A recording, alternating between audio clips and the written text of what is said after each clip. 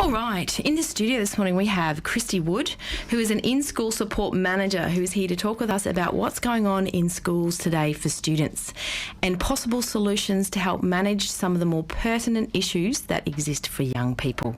Thanks for coming in, Kristy. Great to be here, thank you. So, Kristy, you work in 2 local schools supporting the emotional and social wellbeing of the students and provide support for the teachers. What are those programs about? Basically, it's just about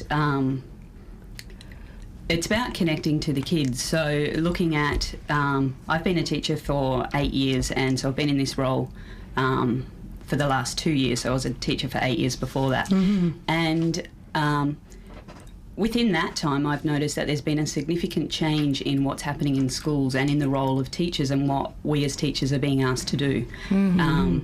There's quite a difference in schools and the intensity in schools nowadays, and a lot of teachers are very overwhelmed with what's happening. The intensity of behaviours that kids are displaying nowadays has definitely increased. Even over the last 10 years, there's been a massive shift in what schools are now having to deal with.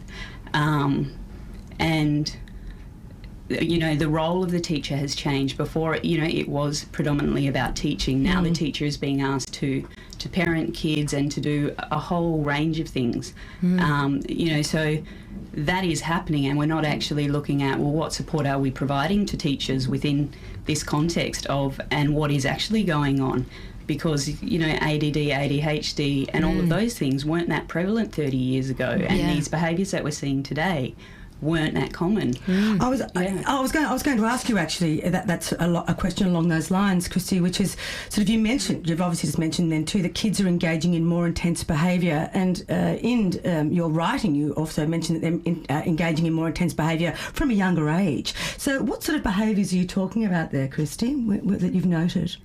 In teaching and in terms of what I'm seeing in the media and in the news, the types of behaviour, before teen drinking was a bit of an issue, drug taking or whatever, whereas now we're seeing that at a younger age. The kids are getting into that. The whole, what children are accessing on their mobile phones and what's happening in high schools around that, is quite alarming when we actually look at how the kids are. And, that... how, when we look at our kids, they're not connecting, they don't want to connect. There's something going on that kids are clearly showing us through the behaviours that they're displaying now that something's not quite right. And at a younger age, do you think it's more kind of like hitting and more violent, more kind aggressive, of psychological little games they're playing? Like what sort of stuff in the younger ones? The language, the types of things that they're talking about. Sometimes it may be sexual behaviour that, and porn and things that the kids are talking about even in primary schools. The issue of children soiling themselves and wetting their pants. Before, when I went to primary school, that was rare. Like, you may remember a time where, when I was in year 1, one boy did, and it was pretty rare. I do remember that, now, it's quite a frequent thing in schools. Okay, so it's sort of saying like kids are sort of more anxious, sort of prone to more anxiety these days, and along those lines you're saying that kids are choosing to check out as such, but in truth what they're really craving is to be met. Now, could you kind of explain that to us a little bit, and also explain why you think that's happening? Why are kids checking out, and what do you mean? What I mean is that, our pace of life, we've become so busy, there's so much to do, there's so much to fit in, that we're not stopping and really looking and just meeting our kids and talking to them, cuddling them, wrapping them up at night when we put them to sleep. Yes. The quality of those things we're actually, missing. And so it's no surprise that children are looking to porn or anything like that for that kind of intimacy, because, we're just not spending the time with them that they need. Okay, and you also say that teachers are becoming more overwhelmed and therefore reactive in the classroom. Can you outlay some of the reasons why this is happening? I can remember from my own experiences as a teacher, you've got to get this report done, you've got to do this, you've got to meet this curriculum. Yes. Somebody said, hey, this is a great new program, we've got to put it into school. So you're trying to meet all of that, and you're trying to do that on top of handling 30 children and the expectations that come from their parents, and every family is different and what they want from a teacher is quite different. So sometimes we can get locked into thinking, I've got to make all of those kids and all of those families happy. I've got to tick the boxes here in terms of what I'm being asked to do in this role.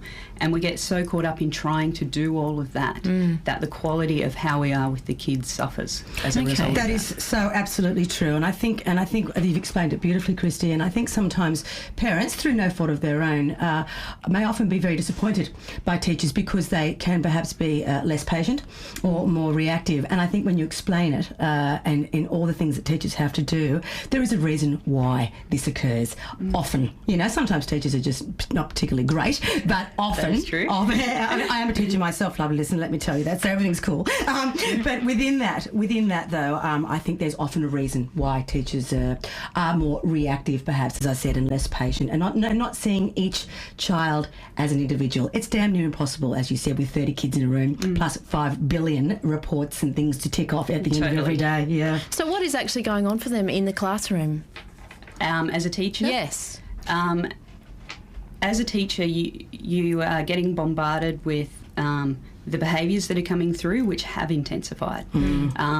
You are getting bombarded with the workload that teachers are asking to do in terms of ticking the boxes, the tests that they've got to put kids through. The paperwork has increased significantly. Absolutely. So we're dealing with that. We're dealing with the kids. We're dealing with pressure on, every school is different, and what each school promotes or endorses, or the way that a principal may manage a school, is different. So within each context, there are different things to, for each school. So, it can become quite easy for teachers to get lost in that. I know when I went to uni, most people were there because they genuinely loved kids and they wanted to be with kids. And the people who really loved it and enjoyed it became quite disheartened, and most of them have since left teaching because, it was really about the kids for them, and they become so frustrated in all this other stuff that they do, that they are being made to do, that doesn't feel right for them, and so they kind of give up and choose to walk away from it because it just doesn't feel right. Which is actually extremely unfortunate. It's a very true statement, what you said, Kristy, and it is very, very unfortunate because often, as you said, teachers are leaving who really genuinely adore and love and have a great passion and a real belief in young people. And it's very unfortunate that they are leaving, really, really. And it's just not right, is it? I mean, because our kids deserve these beautifully passionate human beings. Things need to change a little bit on that one, I think, Kristy. And do you think it's a lot of the extra pressures that have been put on the curriculum these days, like with all this testing that teachers are having to do and schools having to prove themselves academically? Well said, Maz. Yes, there is some of that as well as the way that our life has become, and that we're so caught up that it's actually, in everything that we have to do and be, that it is actually then quite hard to discern, well, what is it that I really need to do in the classroom today? I remember, my first few years of teaching, it was like, whoa, this is really overwhelming. And sometimes, you just get into it and you teach and you don't actually stop and look at the kids and connect with them, and that's what we need to come back to. Absolutely. And there's also that notion of, which is a really beautiful thing, that teachers, if they weren't so overwhelmed, that idea of just hanging out with certain kids, just hanging out, hey, knowing what's happening, that sort of more relaxed, beautiful kind of approach, which, I mean, I think a majority of teachers would love to be able to do. That element is lost too, just that kicking back, hanging out, how are you, mate, kind of attitude, which is bloody important. And going back to the behaviours of the children, and you're saying that there's we just don't have so much time these days. When I'm looking at it from a parental perspective and bringing it out to the kind of wider picture, I think a lot of parents would actually like to spend more time with their children. However, with today's kind of society, you really need to have two parents working just to be able to pay a mortgage, to have your own home. Absolutely. So it kind of, if you look at it and go outwards from that, you can see where this is happening and why. Totally. So have you any kind of solutions for parents in that way? I don't know if it's solutions as such, but in terms of what I'm noticing, it's not about the quantity of time that you do spend with children. Absolutely. You know, I used to go into schools in the program that I'm doing at the moment and think I had to have an activity to keep kids busy, because you can't just go in there and do nothing. And hang out. Yeah, and now I'm realising that the kids just want me to sit in a circle with them and just look at them. And it doesn't matter what we talk about. When I look at them, they feel, hey, this person's actually looking at me. You know, the other day, I've got, you know, a group of boys at the moment, and I went for a walk after school and walked past one of the boys who sees me for half an hour a week, and he's one of 8 kids. And he was on his driveway, and he's like, oh, you know, Kristy, I'm going to see you, you know, next week at this time. I said, oh, I'm actually going away, you know, for 3 weeks. I'll be back, you know, soon. And then I kept walking, and then I, you know, went for a walk, and I was coming back, and he was waiting on the end of his driveway again. And he said, you know, so on the 26th of March, I'll see you. And, you know, I kind of laughed, and I was like, yeah, on the 26th of March, I'll see you again. And then I stopped and I went, wow, you know, he sees me for half an hour a week. He's one of 8 kids. What's going on that is everything for that child? You know, there's something that we're really missing, that we're not just stopping and looking and connecting with the kids. Indeed. Okay, well, we're going to go to a sponsorship announcement, and then when we come back, we'll have a look at the behavioural management techniques that are happening.